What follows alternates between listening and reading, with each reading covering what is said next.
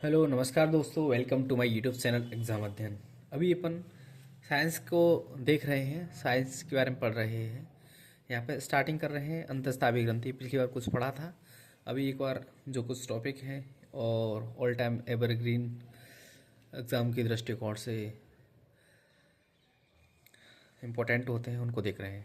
देखो, अंतस्तावी ग्रंथियों के बारे में कुछ ऐसे डायमेंशन है, अवधारणा के बारे में देखेंगे, इसकी ग्रंथियों के प्रकार, विभिन्न अंतस्रावी ग्रंथियाँ कौन सी हैं और इनसे संबंधित रोग कौन से हैं। तो सबसे पहले इसकी अवधारणा के बारे में बात किया जाता है। तो अवधारणा में दो चीज़ आती हैं, या तो मंद प्रतिक्रिया होती है या फिर तीव्र तेज प्रतिक्रिया होती है। देखो, मंद प्रतिक्रिया के बारे में यदि बात करूं तो अपन बात करेंगे मंद प्रतिक्रिया में, तो यानी कुछ टाइप का जो रिस्पॉन्स होता है बहुत स्लो होता है। जैसे कोई हार्मोन्स रहता है, वृद्धि हार्मोन के बारे में बात करें तो व्यक्ति एक साथ तो बढ़ ही नहीं जाता है, वो धीरे धीरे बढ़ता है। ठीक है, लेकिन मैं तंत्रिका तंत्र से संबंधित मैं प्रतिक्रिया के बारे में बात करूँ। लेटर सपोज मैं अपने इस हाथ में थोड़ा सा इसको पेन की निप को मैं चुबाता हूँ तो मुझे दर्द होता है, तुरंत मैं रिस्पॉन्स करता हूँ, हटा लेता हूँ। चलो ये तो ऐसा कर रहा हूँ, लेकिन अचानक से कोई हो, ऐसे आग के सामने एक साथ में कुछ मेरा हाथ आया, मैं तुरंत रिस्पॉन्स करके उसको हटा लूँगा। कांटा लग जाए पैर में तो तुरंत मैं चिल्लाने लगूँगा। तो तेज प्रतिक्रिया रहती है। तो मेरा सीधा मतलब यही रहेगा कि जो तंत्रिका तंत्र होता है वहाँ पे तेज प्रतिक्रिया होती है, अंतःस्रावी ग्रंथि रहती है। अंतःस्रावी तंत्र होता है वहाँ पे मंद प्रतिक्रिया होती है। इसका कार्य हो रहा है नियंत्रण और समन्वय का। ठीक है, जो तंत्रिका तंत्र होता है उनका काम त्वरित प्रतिक्रिया होता है और ये नियंत्रित करता है, लेकिन ये अंतःस्रावी ग्रंथि रहती है मंद प्रतिक्रिया, तो ये कोऑर्डिनेट बना के रखती है। भाई, कोऑर्डिनेट बनाने में टाइम तो लगेगा थोड़ा सा। शरीर के विभिन्न भागों से जो हार्मोन्स रहते हैं वो कोऑर्डिनेट करते हुए समन्वय करते हैं। तो ग्रंथियों के प्रकार, दो प्रकार की ग्रंथि होती हैं। बहुत इंपॉर्टेंट क्वेश्चन होता है कि पहले तो अंतर ही पूछ लेता है वो कि बाह्यस्रावी ग्रंथि और अंतःस्रावी ग्रंथि एक मिश्रित ग्रंथि होती है। फिर मिश्रित ग्रंथि को बाद में देखेंगे, पहले देखते हैं बाह्यस्रावी ग्रंथि और अंतःस्रावी ग्रंथि। जो बाह्यस्रावी ग्रंथि होती है ये नलिका युक्त ग्रंथियाँ होती हैं। कैसे? इसमें नलिकाएं होती हैं, नलिकाएं हो रही हैं। नलिकाएं, इसका मतलब क्या हो जाएगा कि इनकी जो लक्ष्य कोशिका होती हैं पास में होती हैं। ऐसे जो पास में जो लक्ष्य कोशिका होती हैं उनके लिए अपन नलिकाओं का यूज़ करते हैं। लेकिन ऐसी ग्रंथियां जिनमें किसी प्रकार की नलिका नहीं होती, यानी नलिका विहीन होती हैं, तो वो अंतःस्रावी ग्रंथियां होती हैं। और जो तो सीधी सी है कि जब नलिका, ऐसे मुझे पैर है और मस्तिष्क है, पैर और मस्तिष्क के बीच में बहुत दूरी है, तो वहाँ पे अपन डायरेक्ट कॉर्ड नहीं जा सकती ना, नलिका नहीं जा सकती है। तो जो अंतःस्रावी ग्रंथियों के अंतर्गत आती चीज़ें, और यहाँ पर अपने जो स्त्रावण होता है ना, जो सीक्रेशन होता है, उसको रक्त में प्रभावित कर देती है और वहाँ तक वो हार्मोन्स पहुँच जाता है, वो उसको प्रतिक्रिया कर देता है। तो यानी इसकी लक्ष्य कोशिका होती हैं दूरी पर स्थित होती हैं। और बाह्यस्रावी ग्रंथियों की जो कोशिका होती हैं, देखो, नलिका युक्त होती हैं। नलिका युक्त होती हैं यानी इसकी कोशिकाएं होती हैं पास में होती हैं। ठीक है, और ये होती हैं बाह्यस्रावी ग्रंथियाँ एंजाइम का स्त्रावण करती हैं, जबकि जो अंतःस्रावी ग्रंथियाँ होती हैं वो हार्मोन का स्त्रावण करती हैं। इनमें बाह्यस्रावी ग्रंथियों में उदाहरण देखें तो लार ग्रंथियाँ होती हैं, स्वेद ग्रंथियाँ होती हैं, जठर ग्रंथियाँ होती हैं, दुग्ध ग्रंथियाँ। और ये इंपॉर्टेंट है कि प्रोटीन से इनका निर्माण होता है। यहीं पे अंतःस्रावी ग्रंथियों के बारे में बात करता हूँ। ये नलिका विहीन ग्रंथियाँ होती हैं। नलिका विहीन ग्रंथियाँ होती हैं यानी इनकी जो टारगेट सेल होती हैं, लक्ष्य कोशिकाएं बहुत दूर होती हैं, और अपने ये जो स्त्रावण होता है उसको रक्त के माध्यम से प्रवाहित करके अपने स्त्रावण को पहुंचा देती हैं। ठीक है, और ये हार्मोन का स्त्रावण करती हैं। इसमें जो निर्माण होता है इनका प्रोटीन और स्टोरेट के माध्यम से निर्माण होता है इनका। उदाहरण के तौर पे बात करूँ तो टेस्टोस्टेरोन हार्मोन होता है, ऑक्सीटोसिन होता है। ठीक है, तो ये हार्मोन होते हैं, वृद्धि हार्मोन वगैरह। देखो, जो स्टेरॉइड मतलब एक टाइप से वसा होती है। ठीक है, तो एक बार दोबारा से फिर देखें एक बार अंतर इनके। देखो, बाह्यस्रावी जो ग्रंथियाँ रहती हैं और अंतःस्रावी ग्रंथियाँ रहती हैं। बाह्यस्रावी ग्रंथियाँ रहती हैं और नलिका विहीन ग्रंथियाँ होती हैं। इसमें किसी प्रकार की कोई बाह्यस्रावी ग्रंथियाँ रहती हैं। ठीक है, ये नलिका विहीन नलिका नलिका युक्त होती हैं। ठीक है, वहाँ है मतलब बाहर है तो नलिका युक्त है। इसमें लक्ष्य कोशिकाएं होती हैं और समीपस्थ होती हैं। एंजाइम का स्त्रावण करती हैं। और जो अंतःस्रावी होती हैं नलिका विहीन होती हैं, लक्ष्य कोशिका बहुत दूर होती है इनकी, और किसी प्रकार के जो हार्मोन का स्त्रावण करती है ब्लड के माध्यम से करती है, ये हार्मोन का स्त्रावण करती है। प्रोटीन और स्टेरॉइड दोनों से मिलकर बनी होती हैं। मिश्रित यानी दोनों को मिला दिया जाता है। ऐसी कोशिका जिनमें बाह्य स्रावी और अंतःस्रावी ऊतक दोनों मौजूद होते हैं उनको मिश्र ग्रंथियां कहते हैं। जैसे कि अग्नाशय, अग्नाशय का एक टाल करके होता है, टाल शॉर्ट फॉर्म बनाया है, ट्रिप्सिन, अमाइलेज और लाइपेज, है ना। ट्रिप्सिन ट्रिप्सिन एंजाइम होता है, अमाइलेज होता है, ठीक है। और अमाइलेज अग्नाशयी अमाइलेज बोलते हैं, अग्नाशयी लाइपेज बोलते हैं, है ना। ये जो रहते हैं ट्रिप्सिन अपने जो प्रोटीन्स रहता है उसके लिए रहता है, अमाइलेज अपने कार्बोहाइड्रेट के लिए रहता है, लाइपेज रहता है वसा के लिए हो जाता है, ठीक है। ऐसे ही अपन जब शरीर खाना खाते हैं पाचन में ये सहायक होती हैं। जब पाचन का जो अमाशय होता है उसमें अपना भोजन होता है, अमाशय में पता है HCl पाया जाता है 1.8 इसका pH वैल्यू होती है, बहुत ज़्यादा एसिडिक होता है। तब जब भोजन अर्धपचित अवस्था में हो जाता है तो अमाशय से वो आगे यकृत वगैरह होते हुए आगे जब आता है तो जो पैंक्रियाटिक जो अग्नाशय होती है, अग्नाशय जो छोटी आंत का जो डिड्यूनम और जो वाला भाग रहता है डिड्यूनम वाला, तो डिड्यूनम में अपने जो ट्रिप्सिन, अमाइलेज और लाइपेज का जो एंजाइम रहते हैं इनका स्त्रावण करके जो क्षारीय वाला अर्धपचित भोजन था डिड्यूनम में, तो इनको क्या कर देती है वो, उसको क्षारीय बना देती है। यानी जो अम्लीय बहुत ज़्यादा था ना उसको क्षारीय बना देती है। उससे क्या होता है, ये पाचन में सहायता करते हैं, ठीक है। और अगला बाह्य स्रावी में यदि इसका रूप देखें तो इसमें हार्मोन और इंसुलिन का ये स्रावण करती है। अपन देखेंगे जो इसमें अग्नाशय की एक लैग्रेंस द्वीप कोशिका होती है, लैग्रेंस द्वीप समूह होता है, वहाँ पे beta alpha cell, beta cell, है ना, ये सेल होती हैं। तो जो बीटा सेल होती है वहाँ पे इंसुलिन का निर्माण करता है। इंसुलिन के बारे में अपन आगे देखेंगे कि इंसुलिन का कार्य होता है कि अपन जो भोजन खाते हैं तो कार्बोहाइड्रेट के फॉर्म में होता है जो भी, तो उसमें ग्लूकोज का निर्माण होता है। अब जो ग्लूकोज होता है, ठीक है, मान लो शरीर के लिए कितना ग्लूकोज की आवश्यकता उतना तो अपन ने ब्लड में ले लिया, और ज़्यादा ग्लूकोज है तो उस ग्लूकोज को ग्लाइकोजन में कन्वर्ट करने के लिए इंसुलिन ही काम करता है। उसको ग्लाइकोजन में कन्वर्ट करके ग्लाइकोजेनेसिस कहते हैं इस प्रोसेस को, ठीक है। तो उसको लीवर में स्टोर करके रख देता है कौन, इंसुलिन का कार्य होता है।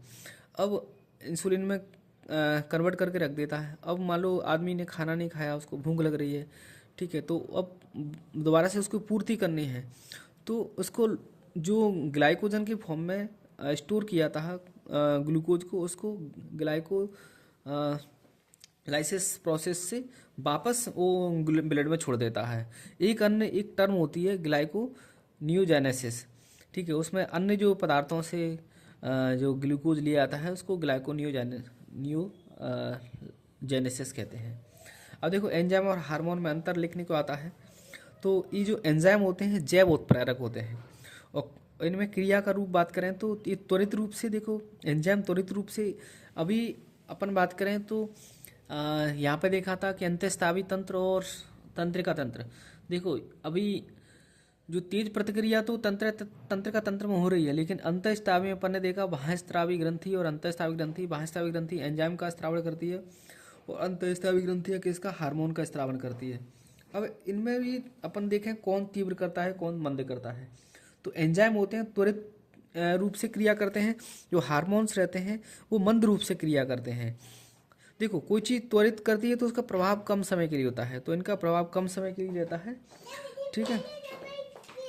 हाँ मेरी पेन है बेटा, आप नीचे जाओ ना बेटा, है। और इनका प्रभाव अधिक समय के लिए रहता है, यानी दीर्घ अवधि के लिए प्रभाव रहता है इनका। इनकी प्रकृति में बात करें तो एंजाइम प्रकृति में प्रोटीन होते हैं, इनकी प्रकृति में प्रोटीन होते हैं, और इनकी प्रकृति में प्रोटीन और स्टेरॉइड, यहाँ पे ऊपर देख लिया था अपन ने कि एंजाइम जो हार्मोन का स्रावण होता है वो प्रोटीन और स्टेरॉइड, स्टेरॉइड मतलब बसा टाइप का होता है, ठीक है। और ये जो एंजाइम रहते हैं वो प्रोटीन प्रकृति में प्रोटीन होते हैं। देखो दोबारा से देखें, इनकी जो प्रतिक्रिया होती है वो तीव्र होती है, तो यानी इसका प्रभाव कम समय के लिए होता है। और हार्मोन्स रहते हैं इनकी प्रतिक्रिया मंद होती है और अधिक समय के लिए प्रभाव रहता है, ठीक है, ये प्रकृति में प्रोटीन होते हैं, प्रकृति में प्रोटीनों बसा होते हैं, ये जैव उत्प्रेरक होते हैं। अगला यदि मैं बात करता हूँ, देखो विभिन्न टाइप की अपनी स्त्रावी ग्रंथियाँ होती हैं, अंतःस्त्रावी ग्रंथियाँ। ठीक है, तो इसमें जो सिर अपना रहता है, हेड वाला पोर्शन, तो यहाँ पे 3 टाइप की अपन को ग्रंथि मिलेंगी। हाइपोथैलेमस ग्रंथि मिलती है, एक पीयूष ग्रंथि मिलती है, पीनियल ग्रंथि मिलती है। अब गले में बात करें, थायराइड होती है, थायराइड को पीछे ही अपन को पैराथायरॉयड ग्रंथि मिलती है। फिर थोड़ा नीचे आते हैं बच्चों का टाइप का, तो यहाँ पर थाइमस पर्चा है बेटा, पर्चा है वो, हाँ पर्चा है ना। एक थाइमस ग्रंथि होती है जो अपना स्टर्नम हड्डी रहती है, स्टर्नम हड्डी रहती है, जहाँ पे अपन देखेंगे आगे पढ़ेंगे तो अपनी जो पसलियाँ होती हैं, पसलियाँ भी 3 टाइप की होती हैं ना, ऐसे ही वास्तविक होती हैं, एक फॉल्स होती हैं और एक तैरती हुई रहती हैं। तो वास्तविक रहती हैं जो कि पीछे से कनेक्ट होते हुए अपनी जो थोरेसिक, क्या हो गया बेटा, पेन रखिए बेटा उसमें, अच्छे सुंदर है, ठीक। तो जो थोरेसिक वर्टिब्री रहती है वहाँ से कनेक्ट होती है सीधी कहाँ पे, स्टर्नम पे जुड़ जाती हैं। लेकिन वास्तविक ग्रंथियाँ जो 1 से 7 तक रहती हैं, ठीक है, 7 जोड़ी, और 8, 9, 10 टाइप की जो इनको अपन फॉल्स फसलियाँ कहते हैं, वो स्टर्नम पे नहीं जुड़ते हुए वो एक उपास्थि के माध्यम से इनडायरेक्ट रूप से कहाँ पे जुड़ती हैं, स्टर्नम पे जुड़ती हैं। तो स्टर्नम वहाँ पे इंपॉर्टेंट रोल अदा करता है। तो जो स्टर्नम के जस्ट पीछे कौन सी, थाइमस होती है। अब नीचे अग्नाशय के बारे में भी देखा ही था, अग्नाशय ग्रंथि होती है जो कि टाल नाम के जो हार्मोन्स रहती हैं उनका स्त्रावण करती है। ठीक है, जैसे कि अपन ने देखा था कि टाइलिन के बारे में बात किया, ट्रिप्सिन, अमाइलेज, अग्नाशय अमाइलेज, अग्नाशय लाइपेज। फिर होता है देखो अधिवृक्क। देखो वृक्क का मतलब रहता है अपना जो किडनी रहती है और उसके ऊपर जो ग्रंथि पाई थी उसको अधिवृक्क कहते हैं। ठीक, और इसके नीचे ही जो मादा होती हैं, लेडीज होती हैं, उसको नहीं चाहिए बेटा, नहीं चाहिए, नहीं अभी नहीं चाहिए, हाँ जा नीचे ले जाओ, है नीचे पानी भर के लाना इसमें। अंडाशय होता है और जो पुरुष रहते हैं, नर रहते हैं, उसमें वर्षण होता है। तो देखो कितने टाइप की ग्रंथियाँ होती हैं, अंतःस्रावी ग्रंथियाँ। हाइपोथैलेमस ग्रंथि वही है, हाँ इसमें तो पानी भरा है, इसमें पानी भरा है इसमें तो। हाइपोथैलेमस ग्रंथि, पीयूष ग्रंथि और पीनियल ग्रंथि, ये अपने सिर वाले ऊपर वाले भाग में पाई जाती है। गर्दन में थायराइड और इसके पीछे पैराथायरॉयड होती है। एक थाइमस ग्रंथि होती है और अग्नाशय ग्रंथि होती है, अधिवृक्क ग्रंथि होती है और अंडाशय होती है और वृषण होती है। सबसे पहले हाइपोथैलेमस के बारे में बात करें, देखो इसका जो आकार होता है बादाम जैसा है, ज़्यादा जरूरत नहीं है। इसको मास्टर ग्रंथि का मास्टर कहते हैं। देखो अपन पढ़ेंगे आगे, बहुत इंपॉर्टेंट हमेशा पढ़ते आए कि पीयूष ग्रंथि को मास्टर कहते हैं, लेकिन भाई पीयूष ग्रंथि का भी कोई ना कोई मास्टर होता है। तो जैसे कि तो इसको हाइपोथैलेमस को क्या कहते हैं, मास्टर ऑफ मास्टर ग्रंथि, मास्टर ग्रंथि का भी मास्टर कहते हैं। इसके द्वारा हाइपोथैलेमस ग्रंथि के द्वारा 2 प्रकार के हार्मोन स्त्रावण किए जाते हैं। डोपामिन होता है, सीरोटोनिन होता है। डोपामिन को अपन रिवार्ड हार्मोन या फिर फील गुड, बहुत अच्छा इससे अपन को फील होता है, ठीक है, ऐसे कोई रिवार्ड वगैरह मिलता है तो ये उस टाइम पे स्त्रावित होता है। तो डोपामिन हार्मोन को रिवार्ड हार्मोन या फील गुड हार्मोन कहते हैं। ये दोनों टाइम ऑल टाइम रिलीज होता रहता है, ऐसा बोल सकते हैं, दिनों रात दोनों समय पे स्त्रावित होता है। देखो ऐसा क्यों कि अपन सीरोटोनिन के बारे में देखेंगे, सीरोटोनिन डे हार्मोन कहते हैं, हैप्पी हार्मोन कहते हैं, यानी ये केवल दिन के ही समय में स्त्रावित होता है। जैसे अपन देखते हैं कि जो वृद्ध वगैरह लोग रहते हैं बेचारे, थोड़ी ये सब शब्द नहीं इस्तेमाल करना चाहिए, ठीक है, जो भी वृद्ध बुजुर्ग हमारे आदरणीय रहते हैं, उनको क्या रहती है, जैसे अभी सर्दियों का मौसम चल रहा है तो सर्दी नहीं निकलती है तो तापते रहते हैं ऐसे आग के सामने बैठ करके, तो अजीब सा लगने लगता है, वो इंतजार करते हैं धूप का। तो जैसी धूप खिलती है तो उनको बहुत अच्छा फील करने लगते हैं वो, ठीक है। तो रात में तो धूप निकलती नहीं है, तो ऐसे मतलब कुछ कंडीशंस रहती हैं। तो ये दिन के टाइम में स्त्रावित होता है सीरोटोनिन, तो इसलिए डे हार्मोन, और उस टाइम पे जो जो खुशी मिलती है इसलिए हैप्पी हार्मोन भी कहते हैं इनको। तो एडोरफिन, अभ्यास करते समय अपन साइकिलिंग करते हैं, है ना, जिम करते हैं तो बॉडी बॉडी दिखाते हैं, ठीक है, तो ये जो रहता है, तो इस कारण से अपन को सीरोटोनिन हार्मोन को डे हार्मोन और हैप्पी हार्मोन कहते हैं, दिन में ही स्रावित होता है। Dopamine reward hormone feel good hormone होता है, दिन और रात दोनों के समय में स्रावित होता है। अब अगला पीयूष ग्रंथि के बारे में देखते हैं। देखो पीयूष ग्रंथि है सबसे छोटी अंतःस्रावी ग्रंथि होती है, सबसे इंपॉर्टेंट बात होती है। ठीक है, अभी देखा, अब आगे देखेंगे अपन कि जो अपनी खोपड़ी रहती है, स्फेनोइड करके एक हड्डी रहती है, उसमें भी एक सेला टर्सिका नाम की अस्थि पाई जाती है। सेला टर्सिका में ही कौन खोपड़ी, जो खोपड़ी रहता है ना अपना कपाल वाला पोर्शन, वहाँ पे सेला टर्सिका में पीयूष ग्रंथि मौजूद होती है। अभी देखा अपन ने कि भाई इसको मास्टर ग्रंथि कहते हैं, इसका मास्टर ग्रंथि का मास्टर हाइपोथैलेमस ग्रंथि को कहते हैं। ठीक है, तो हाइपोथैलेमस को कहते हैं। ठीक है, तो अभी क्यों देखेंगे, इसका कारण देखेंगे अभी अपन, क्योंकि ये हाइपोथैलेमस कुछ हार्मोन का स्त्रावन करता है, जो कि ये इसका जो पीछे वाला पोर्शन है यहाँ पे न्यूरो हाइपोफाइसिस कहते हैं, ये स्टोर करके रखता है। ठीक है, तो यहाँ पर देखा अपन ने कि पीयूष ग्रंथि को छोटी अंतःस्रावी ग्रंथि होती है ये। ठीक है, सेला टर्सिका हड्डी में पाई जाती है, मास्टर ग्रंथि कहा जाता है। ठीक है, इसके दो भाग होते हैं, एक अग्रभाग होता है, इसको एडिनो हाइपोफाइसिस कहते हैं। अच्छा, पीयूष ग्रंथि को हाइपोफाइसिस भी कहते हैं। ठीक है, अब इसका आगे वाला भाग है, इसको एडिनो हाइपोफाइसिस कहते हैं, और इसका जो पश्च वाला भाग है इसको अपन क्या कहते हैं, न्यूरो हाइपोफाइसिस कहते हैं। इसको अंतःस्रावी ऑर्केस्ट्रावी कहा जाता है। अगला बात करते हैं एडिनो हाइपोफाइसिस और न्यूरो हाइपोफाइसिस। देखो ये जो एडिनो हाइपोफाइसिस यानी जो अपनी पीयूष ग्रंथि है उसको आगे वाला भाग रहता है, एडिनो हाइपोफाइसिस होता है। जो अग्र अपनी पीयूष ग्रंथि के पीछे वाला भाग है उसको न्यूरो हाइपोफाइसिस कहते हैं। देखो न्यूरो हाइपोफाइसिस जो पीछे वाला भाग है, इन्हें हाइपोथैलेमस के द्वारा निर्माण करके जो हाइपो ऐसे इसमें न्यूरो हाइपोफाइसिस में दो टाइप के हार्मोन्स मिलते हैं। एंटी डाययूरेटिक हार्मोन होता है, ऑक्सीटोसिन होता है।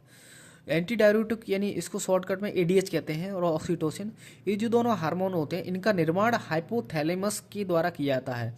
लेकिन इसका जो स्टोरेज होता है वो पीयूष ग्रंथि के पश्च भाग यानी न्यूरो हाइपोफाइसिस में किया जाता है। इसलिए ही अपन हाइपोथैलेमस को पीयूष ग्रंथि का भी मास्टर कहते हैं अपन।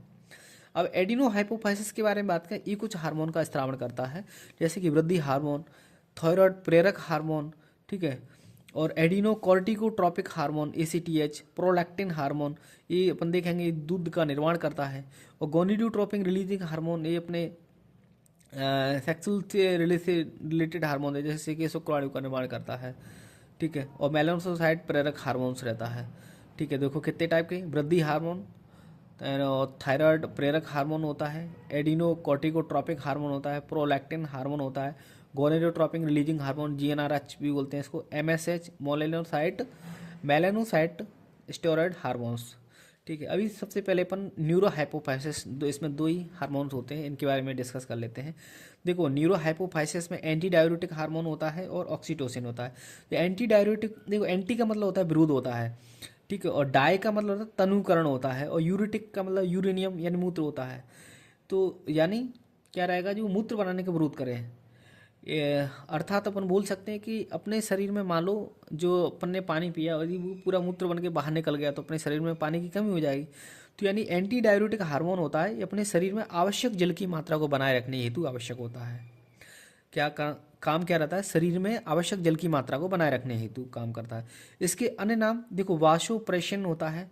ठीक है, वाश अपन देखें, वासा डिफरेंसिया पढ़ते हैं ना, पर इसको नलिका होती है एक टाइप से। प्रेस मतलब दबाना होता है, तो इनका नाम हो जाता है वासोप्रेशन, नाम हो जाता है इसका। इसकी लक्ष्य कोशिका ग्रंथि होती है सीधी जो, ठीक है, देखो क्या देखा अपन ने, एंटी डाययूरेटिक हार्मोन में पढ़ा कि शरीर में आवश्यक जल की मात्रा को बनाने के लिए की आवश्यक होता है, इसका नाम अन्य नाम वासोप्रेशन होता है। ठीक है, अब इसका जो स्त्रावण होता है, जो कि चाय और कॉफ़ी वगैरह जो पीते हैं ना, तो ये चाय कॉफ़ी पीते हैं तो उनमें एडीएच का स्त्रावण कम होता है। स्त्रावण कम होगा तो क्या रहेगा, पेशाब वगैरह ज़्यादा लगेगी।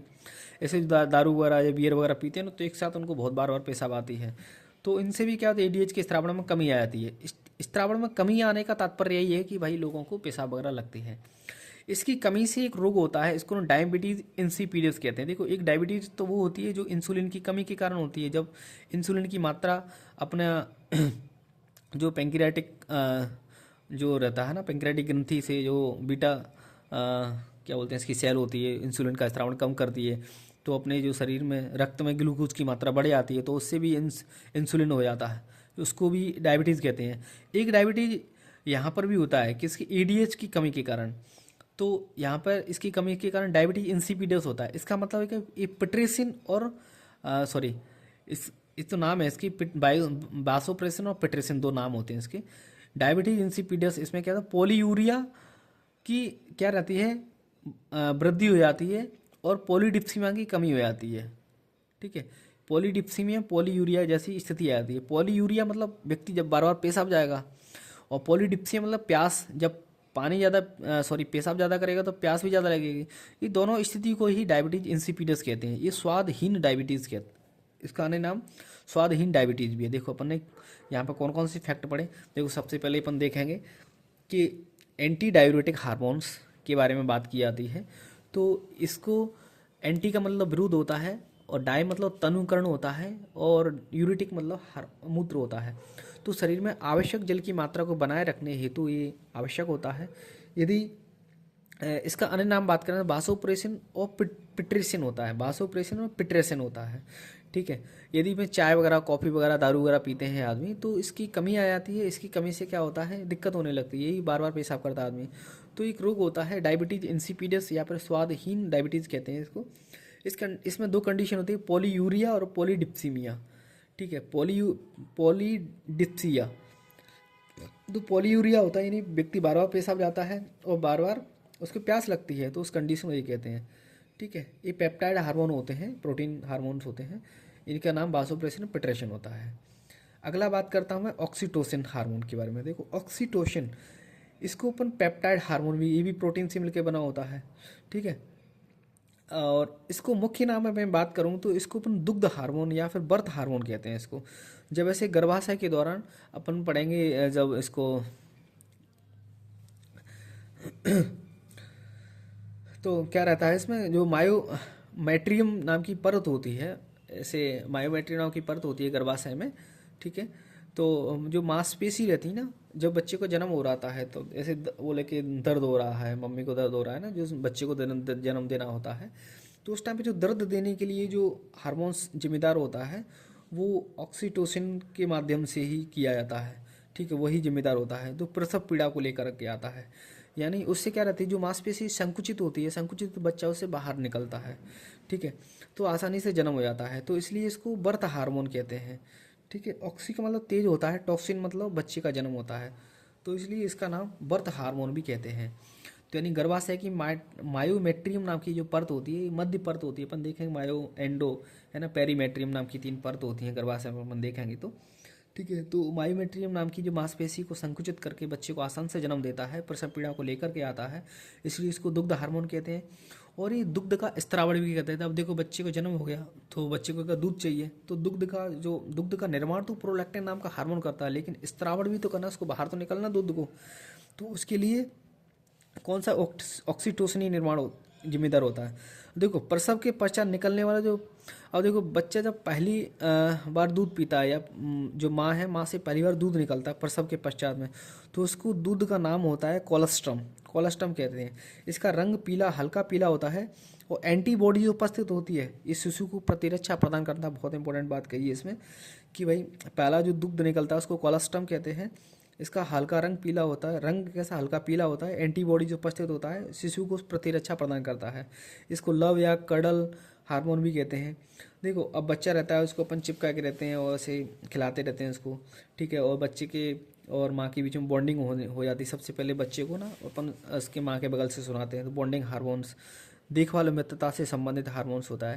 देखो अपन को कुछ नहीं याद रखना है इसमें, क्या रहा याद रखना है बैंक को, ये बर्थ हार्मोन रहता है, एक दुग्ध हार्मोन भी कहते हैं। बर्थ हार्मोन क्यों कहते हैं, जो कि गर्भाशय की अवस्था के दौरान ये जो मायोमेट्रियम की परत होती है उसको संकुचित करने में सहायता करता है। ठीक है, ये प्रसव पीड़ा लेके आता है, इसलिए बर्थ हार्मोन कहते हैं। जब प्रसव के पश्चात पहली बार दुग्ध निकलता है, ठीक है, तो उसको कोलेस्ट्रम कहते हैं। इसका रंग थोड़ा हल्का पीला होता है। ठीक है, बहुत ही इम्पोर्टेंट होता है, और इसमें प्रतिरक्षा मौजूद होता है। ठीक है, प्रतिरक्षा के गुण मौजूद होते हैं। अब ऐसे आजकल क्या रहा है, इसका उपयोग मतलब दुरुपयोग किया जाने लगा है डेयरी वगैरह इंडस्ट्री में, है ना। तो इसको जो कृत्रिम रूप है इसका जो मौजूद है मार्केट में, इसको पिटोसिन कहते हैं। ठीक है, यानी पशु या दुग्ध डेयरी में इसका इस्तेमाल किया, ऑलरी कल्चर वगैरह में ना, तो क्या रहता है, इसको जब जो मतलब कुछ टाइप के जो ज़्यादा इंटेलिजेंट टाइप के लोग रहते हैं, वो दूध से देने से पहले जानवर में वो इंजेक्शन वो देते हैं पोटेशियम को, तो क्या बहुत ज़्यादा मात्रा में वो दूध देने लगता है। ठीक है, तो ये बहुत गलत तरीका है। तो वही ये रहते हैं कि आदमी टेक्नोलॉजी का गलत इस्तेमाल करते हैं। वहीं पर बचपन में से पढ़ते आ रहे हैं कि जो विज्ञान होता है एक वरदान तो है, साथ साथ में अभिशाप भी है। इससे कई प्रकार के रोगों का निकलते आते हैं। और देखो पीयूष ग्रंथि की अभी इनने पश्च हार्मोन के बारे में पढ़े थे। दो हार्मोन थे जो कि एंटी डायरेटिक हार्मोन और ऑक्सीटोसिन। अभी अपन अग्रभाग के बारे में पढ़ेंगे। इसको एडिनो हाइपोफाइसिस कहते हैं। ठीक है, एडिनो हाइपोफाइसिस जो वृद्धि हार्मोन्स रहते हैं, वृद्धि हार्मोन्स, सबसे पहले वृद्धि हार्मोन, इसका अन्य नाम होता है सोमेटोट्रोपिन हार्मोन या पिट्यूटरिन हार्मोन। क्या कहते हैं इसको नाम? सोमेटोट्रोपिन हार्मोन या पिट्यूटरिन हार्मोन। इसकी लक्ष्य कोशिका के बारे में बात करें, जो समस्त जितनी सारी कोशिका हैं भाई सभी को वृद्धि करना है। जब छोटा बच्चा होता है तो भाई वो कितना रहता, मुश्किल से 1 लाइन का रहता है, फिर 1 फुट का, 2 फुट का, 5 फुट का हो जाता है। तो उसका सारे पोर्शन उसके वृद्धि कर रहे होते हैं, तो सारी कोशिकाओं में सहायता करता है। तो इसका अन्य नाम होता है वृद्धि हार्मोन का सोमेटोट्रोपिन हार्मोन या फिर पिट्यूटरिन हार्मोन कहते हैं। देखो पीयूष ग्रंथि से स्थापित होता है, इसको पिट्यूटरिन कह रहे हैं। इसको सोमेटोट्रोपिन, सोमेट मतलब अपनी कोशिका होती है ना, सारी कोशिकाओं को, शारीरिक कोशिका होती है ना, तो इसको बढ़ाने में सहायता करता है। अब देखें, बात करें जो हड्डियाँ रहती हैं, अपनी हड्डियाँ ऐसे की बात करें, इसका जो कॉर्नर ऐसे अपन आगे पढ़ेंगे, टिबिया फेबुला पैर की हड्डी होती हैं। ठीक है, टिबिया मतलब जो अंगूठे की तरफ रहती है और दूसरे साइड में जो रहती है वो फेबुला हड्डियाँ कहते हैं। दो हड्डियाँ रहती हैं, टिबुला और फेबुला। तो यहाँ पर कट लगाया जाता है। अब बात करें तो इसमें क्या पाई जाती है कि एपीफाइशियल प्लेट पाई जाती है, इसको वृद्धि प्लेट भी कहते हैं। ये क्या आती है, जो लड़के रहते हैं, लड़कों में 18 साल के बाद लॉक हो जाती है और लड़कियों में 16 साल की बाद में लॉक हो जाती है। फिर उसके बाद में लंबाई नहीं बढ़ती है, 18 साल और 16 साल लड़का लड़कियों में। तो एपीफाइशियल प्लेट जब लॉक हो जाती है तो उसके बाद में क्या रहती है, लंबाई नहीं बढ़ती है। तो एक टेक्निक होती है, चिकित्सीय विधि होती है, इसको एलिजा रूप विधि कहते हैं। शल्य चिकित्सा के माध्यम से ये जो एपीफाइशियल प्लेट होती है, ठीक है, एपीफाइशियल प्लेट मतलब ये जो टिबिया और फेबुला जो पैर की हड्डी, उसमें ऐसे ऑपरेशन के माध्यम से 2 इंच तक अपन लंबाई बढ़ा सकते हैं। ठीक है, अब इससे संबंधित वृद्धि हार्मोन संबंधित रोग होते हैं। यदि इसकी वृद्धि हार्मोन की कमी हो जाए तो क्या होगा, यदि इसकी अधिकता हो जाए तो क्या होगा, यानी हाइपोसीक्रेशन होने लगे तो, या फिर हाइपर सीक्रेशन होने लगे तो। देखो यदि हाइपोसीक्रेशन यानी कमी हो जाए, तो कमी हो जाता है सीधी सी है भाई, बोने हो जाते हैं, छोटे हो जाते हैं, कद छोटा हो जाता है। तो बचपन में यदि इसकी कमी हो जाती है तो बौनापन आ जाता है। ठीक है, और बौनापन आ जाता है। और यदि इसकी अधिक लंबाई होती है, इसको जाइजेंटिज्म कहते हैं। ठीक है, जो जिनकी जाइजेंटिज्म का मतलब रहता है जिनकी लंबाई 7 फुट से ज़्यादा होती है, ये युवावस्था में होती है, एक्रोमेगली की अवस्था हो जाती है। ठीक है, देखो 2 शब्द याद रखना अपन को। बचपन में यदि इसकी कमी हो जाती है तो बचपन में बौनापन, डॉर्फिज्म हो जाता है, और अधिकता से जाइजेंटिज्म हो जाता है। देखो अभी अपन ने वृद्धि हार्मोन के बारे में क्या क्या पढ़ा। वृद्धि हार्मोन को अपन ये पीयूष ग्रंथि से स्रावित होता है हार्मोन, इसकी पिट्यूटरिन कहते हैं और सोमेटोट्रोपिन हार्मोन भी कहते हैं। ठीक है, इसके लक्ष्य कोशिका समस्त शारीरिक कोशिका होती है जिसमें कि वृद्धि करता है। ये एपीफाइशियल नाम की प्लेट होती है, वृद्धि प्लेट होती है। ठीक है, इसको ये लड़कियां रहती हैं उसमें 16 साल की उम्र में, लड़कों में 18 साल की उम्र में लॉक कर देता है। तो इससे वृद्धि नहीं बढ़ पाती है, लोगों की लंबाई नहीं बढ़ पाती है। लोगों की लंबाई नहीं बढ़ पाती है तो क्या होता है, एक चिकित्सीय विधि एलिजा जो विधि में क्या करते हैं, जो पैर की जो टिबिया और फेबुला नाम की हड्डी होती है उसमें शल्य चिकित्सा के माध्यम से 2 इंच तक लंबाई बढ़ा सकते हैं। इसकी कमी और अधिकता से 2 रोग होते हैं। इसकी कमी से बौनापन हो जाता है, अधिकता से जाइजेंटिज्म हो जाता है। अगला प्रोलैक्टिन के बारे में भी बताया था मैंने। देखो जो स्तन ग्रंथियां लक्ष्य कोशिकाओं की सीधी सी, इसका नाम लैक्टोजेनिक भी होता है, यानी दुग्ध का निर्माण करता है। सीधी सी बात करूँ मैं, दुग्ध स्त्रावण हार्मोन भी कहते हैं, महिलाओं में दुग्ध का निर्माण करता है। गोनेडोट्रोपिन रिलीजिंग हार्मोन के बारे में बात करी थी। देखो इसमें क्या आता है, ये 2 टाइप की हार्मोन को रिलीज करता है, एफएसएच को, एलएचएच को। एफएसएच मतलब फॉलिकल स्टिमुलेटिंग हार्मोन और ल्यूटेनाइजिंग हार्मोन। जो एफएसएच होता है इसकी भी 2 लक्ष्य कोशिका होती हैं, जैसे कि बात करें अंडाशय और वृषण होती हैं। ठीक है, और एलएच की भी अंडाशय और वृषण होती है। जो वृषण के माध्यम से शुक्राणु का निर्माण करता है, और अंडाशय जो अंडाणु होते हैं। देखो अपन बात करेंगे कि जो महिला रहती हैं महिलाओं में बहुत सारे अंडाणु होते हैं, ठीक है। और एक जो उम्र होती है 10-11 साल की उम्र तक आते आते उनकी संख्या में बहुत कमी हो जाती है, तो 400 450 के समथिंग हो जाते हैं। अब जो अंडे परफेक्ट नहीं होते हैं, ठीक है, तो जैसे ही इनका महामारी के अपन ऐसे शब्द बोलते हैं इनके लिए इस्तेमाल करते हैं, या फिर जो टाइम आता है तब एमसी जो बोलते हैं अपन, तो उस टाइम पे क्या होता है कि जो अंडाणु परिपक्व कराने का काम किसका रहता है, ये एफएसएच का ही काम रहता है। उनको परिपक्व बनाता है। अब ये परिपक्व बनाने के पश्चात में उसको अब अंडा से बाहर भी निकालना है उसको, है ना, जो अपनी ओवरी वगैरह में पहुंचाना है उसको, तो उसके लिए एलएच काम करता है।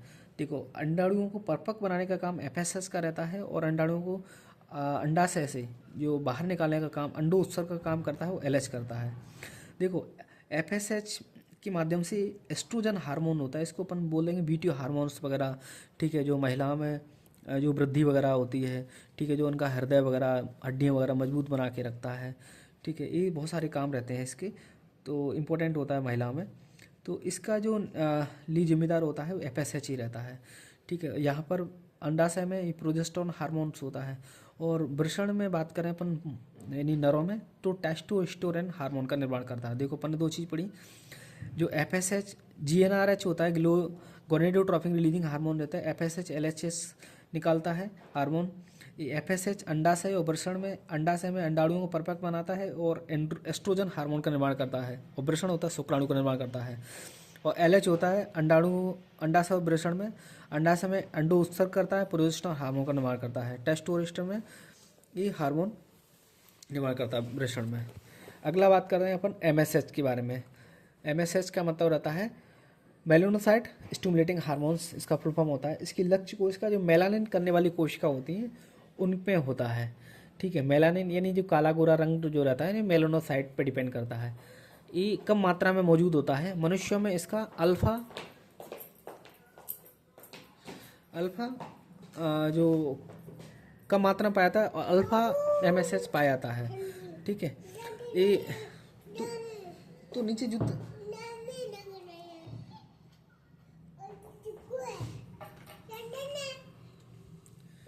प्रतिरक्षा प्रदान करता है, यानी हानि अपने जो सूर्य होता है, सूर्य से पराबैंगनी किरणें निकलती हैं, तो उनसे अपन को बचाता है, ठीक है।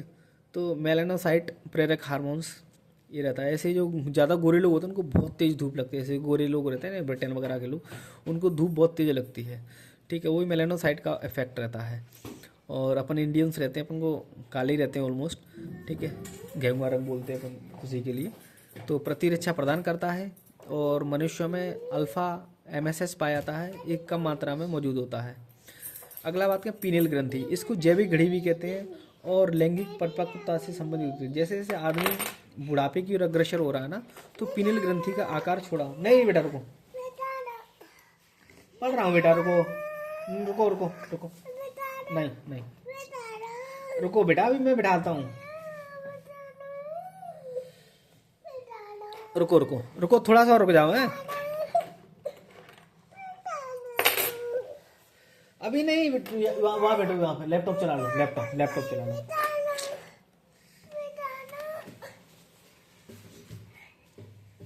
अब कुछ करना मत, इससे काम कर रहा हूँ, देखिए रिकॉर्डिंग हो रही है ना इससे। हाँ हाँ हुआ। अब चुप रहो ना, वो मच्छर है, वो तो भग जाएगा वो तो। हाँ, जैविक घड़ी या लैंगिक परिपक्वता, अब चुप हो जाओ ना। जैविक घड़ी भी कहते हैं, लैंगिक परिपक्वता से संबंध होती है। ये तीसरी आंख का अवशेष होती है, ठीक है, तीसरी आंख का अवशेष होती है। और देखो, इसका इम्पोर्टेंट काम होता है, मैं बात करूं तो डार्क हार्मोन भी कहते हैं, सिरकाडियल लय होता है, यानी दैनिक। रुको बेटा, मान क्यों नहीं रही हो तुम? तो यहाँ पे चलाओ, नीचे इधर बैठ के चलाओ। देखो, रात्रि के समय जब ऐसे आदमी को जो नींद नहीं आ रही, तो हमेशा अक्सर अपन क्या करते हैं, लाइट बंद कर लेते हैं, ठीक है। तो लाइट अंधेरे में ज़्यादा स्त्रावित होता है, ठीक है, और अंधेरे में स्त्रावित होता है तो अच्छे से नींद आती है। तो इसलिए अपन को जगने और सोने का भी हार्मोन कहते हैं। सिरकाडियल लयबद्धता भी इससे संबंधित होती है। सिरकाडियल से संबंधित ये दैनिक लयबद्धता से संबंधित है, कब जगना है कब सोना है। ठीक है, हाँ बहुत बढ़िया, मम्मी नाखून काट दिए तो। अक्सर अपन क्या करते हैं कि जो अपनी आदत हो जाती है, बहुत सारे लोग बिना अलार्म लगाए हुए भी 4 बजे जग जाते हैं, तो ये पीनियल ग्रंथि ही काम कर रही होती है इनकी। तो अपन इसको, तुम वैसे नहीं मानोगी ना।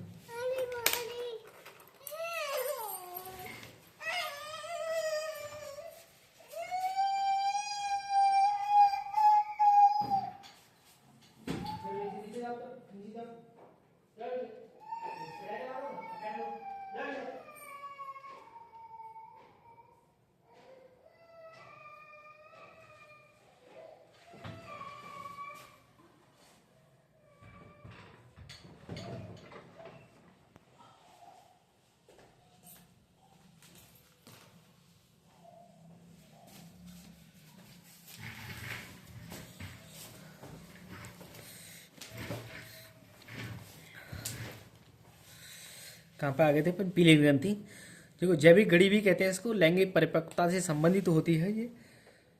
और तीसरी आँख का अवशेष भी है। इसमें मुख्य तौर पर बात करते हैं सर्काडियल लयबद्धता से संबंधित होती है। डार्क हार्मोन भी होता है, डार्क हार्मोन कहते हैं, और अंधेरे के समय ज़्यादा स्रावित होता है। ठीक है, और इसके द्वारा मेलाटोनिन जो हार्मोन रहता है वो स्रावित होता है, मेलाटोनिन। ये मेलाटोनिन ही सब काम कर रहा है। ठीक है, कि रात के समय पे ज़्यादा स्रावित होता है, नींद की अवस्था को लेकर आता है। डार्क हार्मोन भी कहते हैं इसको, किसको, मेलाटोनिन को। और जगने और सोने से संबंधित होता है पीनियल ग्रंथि। पीनियल ग्रंथि का अन्य नाम जैविक घड़ी भी कहते हैं। अगला होता है थायराइड या अवटु ग्रंथि। देखो ये सबसे बड़ी अंतःस्रावी ग्रंथि होती है। अभी देखा सबसे छोटी अंतःस्रावी ग्रंथि कौन सी होती है, पीयूष ग्रंथि होती है, लेकिन सबसे बड़ी अंतःस्रावी ग्रंथि कौन सी होती है, थायराइड ग्रंथि होती है। ये कहाँ पे पाई जाती है, अपनी जो ग्रीवा क्षेत्र होता है यहाँ पर अपन देखेंगे, इसका तितली निर्माण आकार होता है, या एच के अंग्रेजी का जो एच अक्षर होता है उसके समान जैसी होती है। ये हमारे शरीर का बीएमआर होता है ना, बेसल मेटाबॉलिक रेट, इसको कंट्रोल करके रखता है। और इसलिए इसको अपन क्या कहते हैं, पेस मेकर ग्रंथि भी कहते हैं इसको। देखो बेसल मेटाबॉलिक रेट को कंट्रोल करके रखता है हमारे शरीर की, इसलिए पेस मेकर ग्रंथि भी कहते हैं। आकार एच के जैसा होता है। जो बीएमआर होता है ये शरीर की वृद्धि को कंट्रोल करता है, शरीर के मानसिक विकास में सहायता करता है, शरीर की उपापचयी क्रियाओं को बना के रखता है। वो शरीर में ऊष्मा नहीं बोलूँगा, ताप का नियमन करता है। देखो बीएमआर के बारे में बात करें तो ये बीएमआर का कंट्रोल करता है, कौन करता है, थायराइड। इसलिए अपन पेसमेकर ग्रंथि भी कहते हैं। बीएमआर के कार्य देख लेते हैं। ये शरीर के मानसिक, इंडायरेक्टली वो थायराइड ग्रंथि के कार्य हैं। शरीर के मानसिक विकास में सहायता करता है, उपापचयी क्रिया को बना के रखता है, और तापमान का नियमन करता है। इसके द्वारा 2 प्रकार के हार्मोन का स्त्रावण किया जाता है। एक होता है ट्राई आयोडोथायरन, एक थायरोक्सिन होता है। ठीक है, जो T3 होता है सक्रिय थायराइड हार्मोन होता है एक टाइप से, और जो बीएमआर को कंट्रोल करके रखता है। जो थायराइड हार्मोन होता है, थायराइड हार्मोन हेतु आयोडीन की आवश्यकता होती है। यदि इसकी कमी हो जाती है तो घेंगा या गोइटर रोग हो जाता है। देखो अपन ने क्या देखा, थायराइड ग्रंथि में ये सबसे बड़ी अंतःस्रावी ग्रंथि होती है। सबसे इसका आकार होता है एच, अंग्रेजी के जो एच होता है उसके समान या फिर तितली निर्माण आकृति से होता है। एक होता है बीएमआर के माध्यम से कंट्रोल करके रखता है, शरीर की जो क्रिया रहती हैं हमारे शरीर में कंट्रोल कर रखता है, हमारे शरीर का बीएमआर कंट्रोल कर रखता है, और इसलिए इसको पेसमेकर ग्रंथि होती है। और इसके कार्य क्या है, बीएमआर की शरीर की वृद्धि को कंट्रोल करता है, तापमान का भी नियमन करता है, मानसिक विकास में सहायता करता है, और जो उपापचय क्रिया रहती हैं उसका भी बना के रखता है उनको भी। ठीक है, और इसके द्वारा जो हार्मोन के स्त्रावण किए जाते हैं, जैसे कि ट्राई आयोडोथायरोनिन और थायरोक्सिन। ठीक है, और तो बात करेंगे इनको, जो थायराइड हार्मोन होता है इनके लिए आयोडीन की जरूरत होती है। यदि आयोडीन की कमी हो जाती है हमारे शरीर में तो घेंगा या गोइटर नाम का रोग हो जाता है। अगला बात करते हैं इसके जो T3 और T4 अभी देखे हार्मोन, तो T4 होता है उसका 4 गुना रहता है T1 की कंपेरिजन में। यानी T3 यदि 1 हो गया मेरा तो T4 4 उसके बराबर काम करेंगे। तो थायराइड हार्मोन के प्रभाव के आधार पर 2 प्रकार से होते हैं, एक आयोडीनकृत होते हैं, एक गैर आयोडीन होते हैं। आयोडीन में अपन को आयोडीन, देखो आयोडीन की कमी हो जाती है, अधिकता हो जाती है तो T3 T4 काम करते हैं, और एक बिना आयोडीन के भी कैल्सीटोनिन काम करता है। यदि मैं कैल्सीटोनिन के बारे में बात करूं, मैं कैल्सीटोनिन के बारे में, तो यहाँ पर यदि रक्त में कैल्शियम की मात्रा को बढ़ा देता है ये, ठीक है, और अधिकता हो जाती तो इसमें भी रक्त में कैल्शियम की मात्रा को कम कर देता है, ठीक है। तो ये हड्डियों दांतों में कैल्शियम की स्तर में ऐसे ही अपना रक्त रहता है ना, रक्त से कैल्शियम की मात्रा को रक्त में कैल्शियम की मात्रा बढ़ जाती है तो उससे ये संबंधित होता है, ठीक है। और ऐसे ही यदि रक्त में कैल्शियम की मात्रा अधिक हो जाती है, जैसे कि यहाँ पर कैल्शियम की मात्रा अधिक होगी तो वहाँ से वो कम कर देता है वो, ठीक है। हड्डियों दांतों से कैल्शियम के स्तर में कमी आ जाती है। अगला मैं बात करता हूँ, अच्छा ये जो आयोडीन कृत जो हार्मोन्स रहता है उसको द्विधारी तलवार भी कहते हैं, क्योंकि कमी हो जाती है, इसकी कमी से घेंगा हो जाता है। यदि आयोडीन की मात्रा ज़्यादा हो जाती है तो उसको जहरीला घेंगा भी कहते हैं। अब देखो ऐसे जो T3 T4 होते हैं, बच्चों में क्रेटिनिज्म नाम का हार्मोन होता है जिससे बच्चे छोटे रह जाते हैं, मोटे हो जाते हैं, और उनका IQ लेवल भी कम रह जाता है। जो बड़े होते हैं उसमें बच्चों में घेंगा नाम का रोग हो जाता है, यानी थायराइड ग्रंथि में सूजन आ जाती है, ठीक है। और एक मिक्स इरिडीमा नाम की बीमारी भी हो जाती है। मिक्स इरिडीमा मतलब रहता है कि IQ इनका पागल टाइप की स्थिति में रहते हैं ना जो लोग, ठीक है, ये हो जाता है। और यदि में एक्जोप्थेल्मिक गोइटर होता है, यदि इसकी अधिकता हो जाती है वयस्कों में एक्जोप्थेल्मिक गोइटर नाम का रोग हो जाता है, ग्रेव रोग या फिर बिस डाउ रोग कहते हैं इसको, प्रोटोडियम आईवी कहते हैं इसको। जो आँखें होती हैं वो ऐसे भटा भटा सी लगने लगती है, आँख की जो गेंद होती है आगे क्यों निकल जाती है इसको, तो उसको बिस डाउ रोग या प्रोटोडियम आईवी कहते हैं इसको, ठीक है। तो एक बार दोबारा देखते हैं। देखो ये हार्मोन की कमी के कारण जो होते हैं, एक तो बच्चों में कैरेटिनिज्म हो जाता है, और बड़े में घेंगा नाम का रोग हो जाता है, और एक मिक्स इरिडीमा हो जाता है, और इसकी अधिकता हो जाती है तो एक्जोप्थेल्मिक गोइटर हो जाता है, ठीक है। और यदि आयोडीन कैल्शियम के कारण होता है, यानी गैर आयोडीन कैल्सीटोनिन होता है, ठीक है। ये जो अपना हड्डी रहती है, हड्डियों में ये ऑक्सीजन की मात्रा कैल्शियम की मात्रा बढ़ जाती है, ठीक है। तो हड्डियों और दांतों में क्या रहता है भाई, कैल्शियम की मात्रा बढ़ जाती है तो उससे भी कम कर देता है, हड्डियों दांतों को कम कर देता है ना, कैल्शियम की स्तर में कमी आ जाएगी उससे, ठीक है। यदि रक्त में कैल्शियम की मात्रा बढ़ जाएगी, ठीक है, और यदि कम कम हो जाती है, रक्त में कैल्शियम की मात्रा कम हो जाती है तो भी इसमें कमी आने लगती है हड्डियों दांतों में।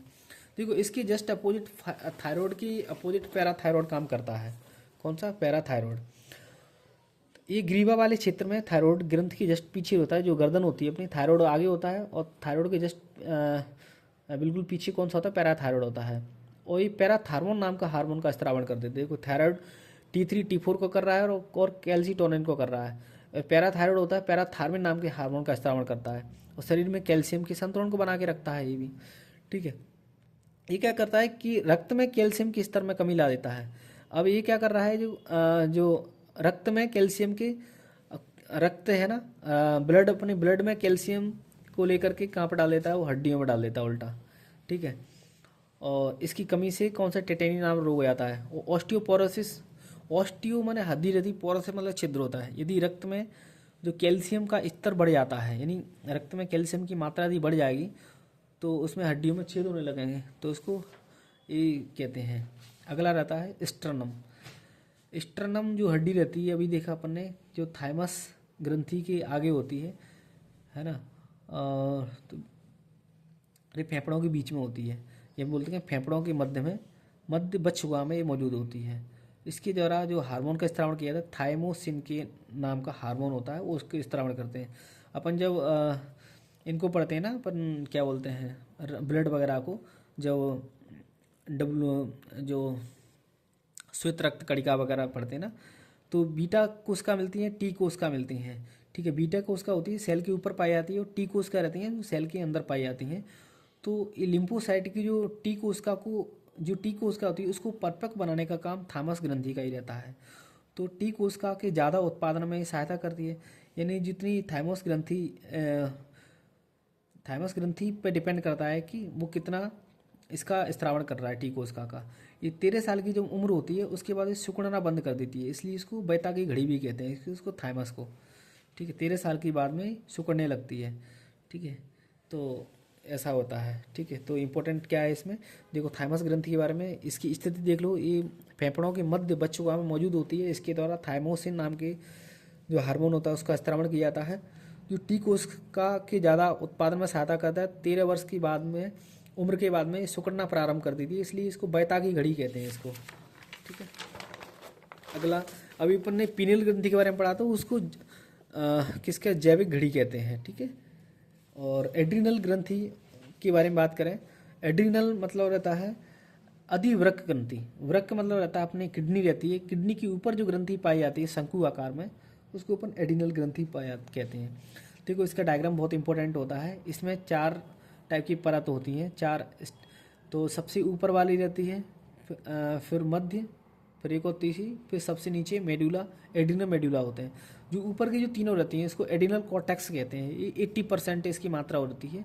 80% भाग में जो एडिनल ग्रंथि का 80% भाग आता है वो एडिनल कॉर्टेक्स का निर्माण करता है, और सबसे जो अंदर वाला होता है उसको एडिनल मेडुला कहते हैं, 20% भाग बनाता है।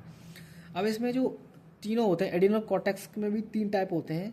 एडिनल कॉर्टेक्स का सबसे जो बाहरी वाला होता है मिनरल कॉर्टिकॉइड या फिर एल्डोस्टेरोन कहते हैं। अपन आगे जाकर के जो उत्सर्जन तंत्र वहाँ पढ़ेंगे, जो एल्डोस्टेरोन होता है, जो डीसीटी होती है ना अपनी, ठीक है, दूरस्थ नलिका पढ़ेंगे वहाँ पे। तो वहाँ पे जो सोडियम पोटेशियम इनका जो संतुलन बनाने का काम एल्डोस्टेरोन नाम का हार्मोन ही करेगा। एल्डोस्टेरोन हार्मोन है, उसको मिनरल कॉर्टिकॉइड, मिनरल मतलब जो अपन देख रहे हैं जो सोडियम वगैरह पोटेशियम वगैरह इनका कंट्रोल करता है, संतुलन बना के रखता है। ठीक है, तो मिनरल कॉर्टिकॉइड कॉर्टेक्स का ये पार्ट है, तो कॉर्टिकॉइड बोलेंगे इसको, मिनरल कॉर्टिकॉइड या एल्डोस्टेरोन। दूसरा जो हार्मोन होता है ग्लूकाकॉर्टिकॉइड या फिर कॉर्टिसोल भी कहते हैं इसको। ग्लूका नाम से पता लग रहा है कि शरीर में ग्लूकोज की मात्रा को कंट्रोल करके रखता है, ग्लूकाकॉर्टिकॉइड या इसको कॉर्टिकॉइड। ऐसे जो अपना उत्सर्जन तंत्र पढ़ेंगे तो सबसे पहले जो अविवाही नलिका रहती है, फिर उसके बाद में अपना क्या होता है ग्रिल्स, जो बॉमन संपुट वगैरह गिल्सॉल आता है ना, तो वहाँ पर सबसे ज़्यादा किसका स्रावण कर लेता है वो, किसका ग्लूकोज का ले लेता है वो। ठीक है, तो उसको वापस ब्लड में भेज देता है, वहाँ से जो पेशाब बनता है अपना यूरिया उसमें से निकाल करके। तो ग्लूकाकॉर्टिकॉइड इसलिए अपन इसको जीवन रक्षक हार्मोन भी कहते हैं, क्योंकि वो ग्लूकोज का कंट्रोल करके रखता है, शरीर में ग्लूकोज की मात्रा को बना के रखता है। और तीसरा होता है एंड्रोजन या फिर लैंगिक हार्मोन।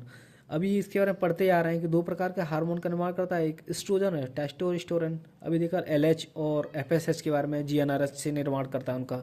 जो एफएसएच होता है एस्ट्रोजन, इसको बीटी हार्मोन भी कहते हैं। जो एलएच होता है, जो पुरुषों में होता है, एलएच के द्वारा इसका निर्माण होता है। तो देखो मुख्यतः अपन ने 2 देखे थे, अपन ने 3 देखे इसमें। एडिनल कॉर्टेक्स में 3 पार्ट होते हैं इसके, मिनरल कॉर्टिकॉइड या एल्डोस्टेरोन कहते हैं, फिर दूसरा होता है कॉर्टिसोल या फिर कॉर्टिकॉइड कहते हैं इसको, तीसरा होता है एंड्रोजन या लैंगिक हार्मोन। ठीक है, लैंगिक हार्मोन 2 टाइप के होते हैं, एस्ट्रोजन और टेस्टोस्टेरोन।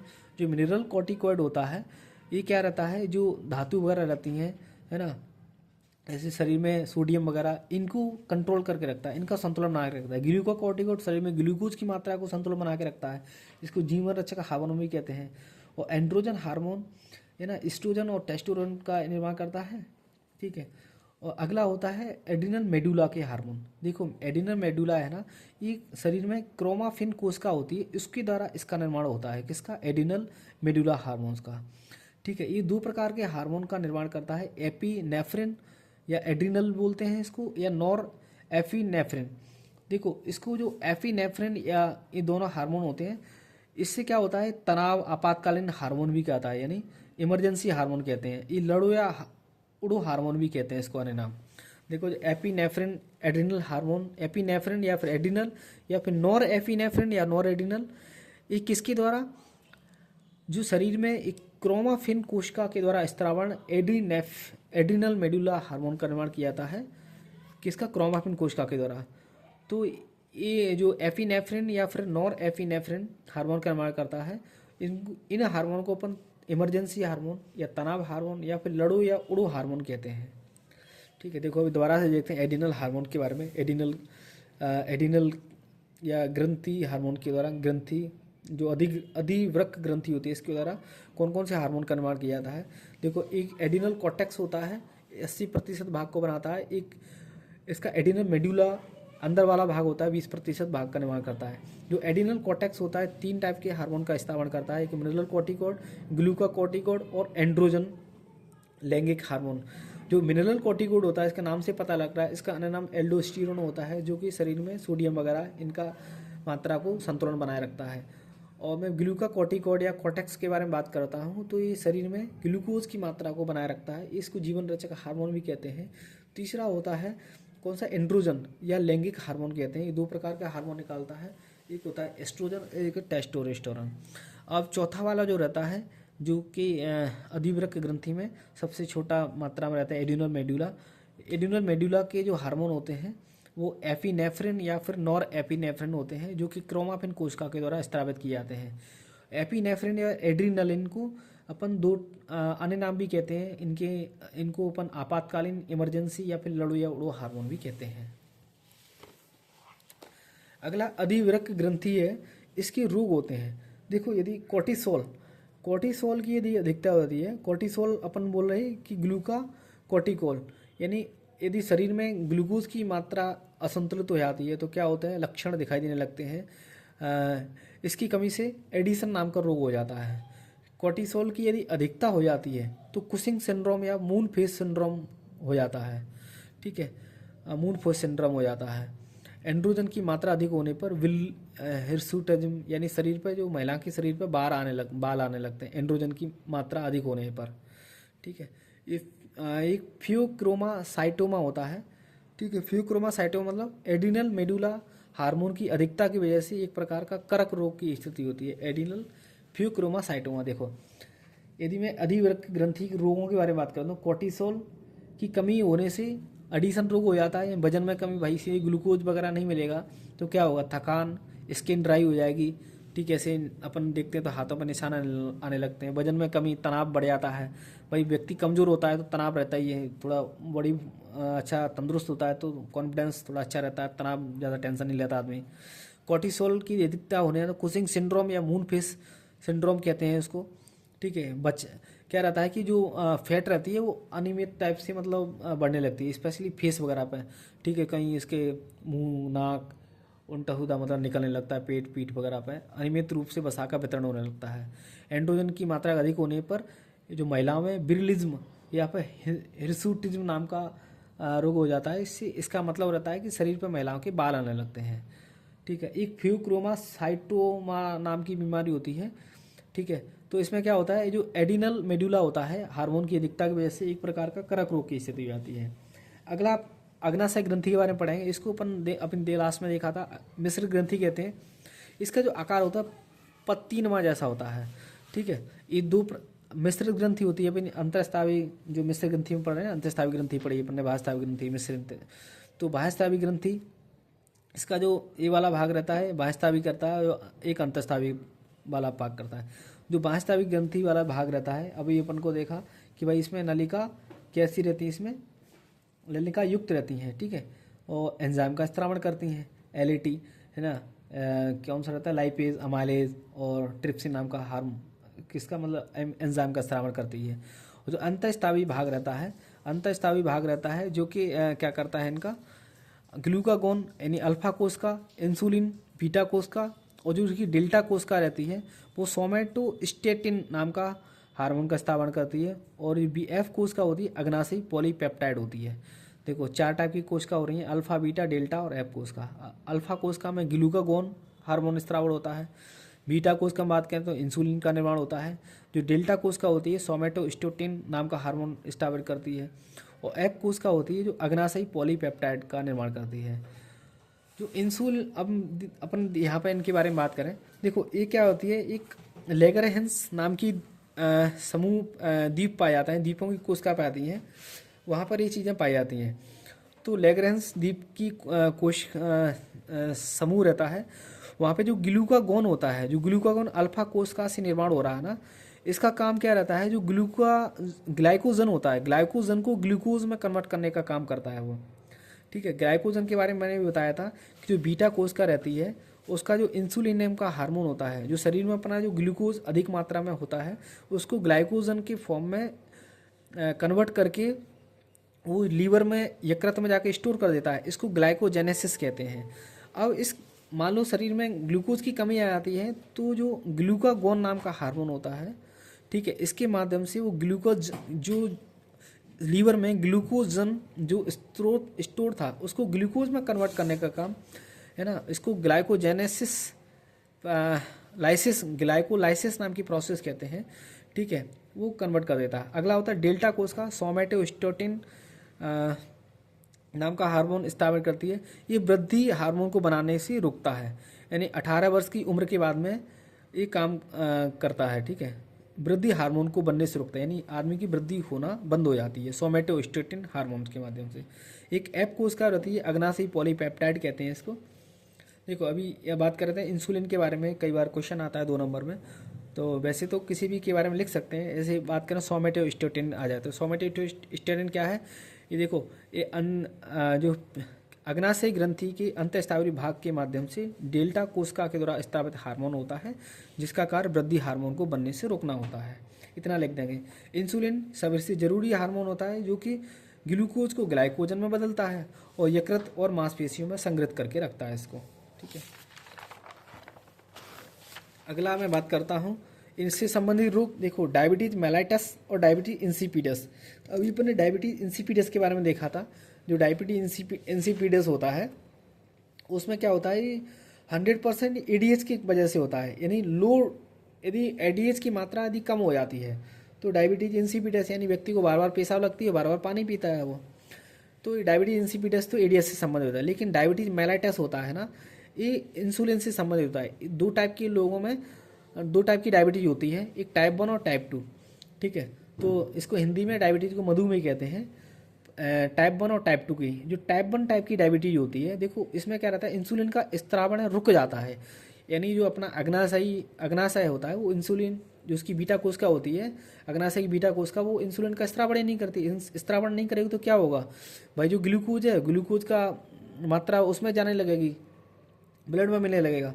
तो एक टाइप्स की कैसा आनुवांशिक हो सकती है और ये कम उम्र में भी हो जाती है। जरूरी नहीं है कि भाई ज़्यादा उम्र में हो, ये कम हो, और इसके लिए इंसुलिन पर निर्भर रहना पड़ता है। इंसुलिन पर निर्भर मधुमेह, यानी इसके लिए इंजेक्शन लेने पड़ते हैं और उधर वाले क्षेत्र में इंसुलिन लेने लगते हैं व्यक्ति। और जो टाइप 2 रहता है, ये इंसुलिन का स्त्राव कम और अनियमित, इसमें क्या इंसुलिन का स्त्राव तो रहता है लेकिन कहीं कम होता है, कहीं ज़्यादा होने लगता है, यानी अनकंट्रोलेबल रहता है।